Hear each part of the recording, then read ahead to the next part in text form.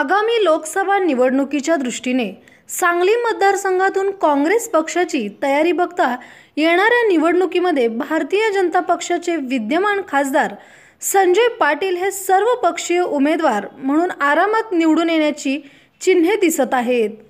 काँग्रेस पक्षात लोकसभा निवडणूक लढविण्यास इच्छुक नसलेल्या सक्षम उमेदवारांची वानवा आणि खासदार संजय पाटील यांचा सर्व पक्षीयांशी सुरू असलेला संपर्क हे सर्व पाहता आगामी लोकसभा निवडणुकीमध्ये सांगली लोकसभा मतदारसंघातून पुन्हा एकदा स्वतःचे पानिपत करून घेण्याची मानसिकता काँग्रेसची असल्याचे जाणवत आहे।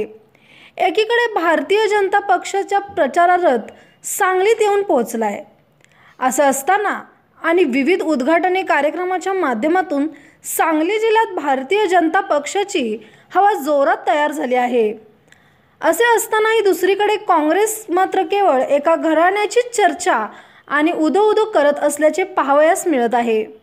हा सर्व प्रकार पाहता काँग्रेसने या लोकसभा निवडणुकीत स्वतःच्या पराभवाचीच तयारी चढवली असल्याचे दिसून येत आहे।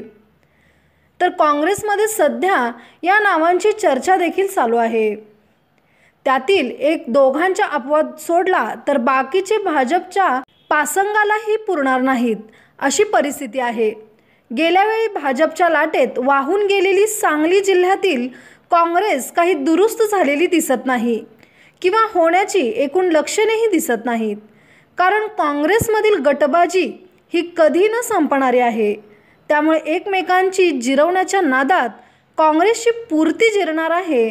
तर दुसरीकडे खासदार संजय पाटील यांनी आमदार अनिल बाबर यांच्यापासून आमदार सुमनताई पाटील यांच्यापर्यंत एकोपा वाढवून पुन्हा एकदा खासदारकी पक्की केल्याचा दृष्टीने वाटचाल चालू ठेवल्याचं दिसत आहे।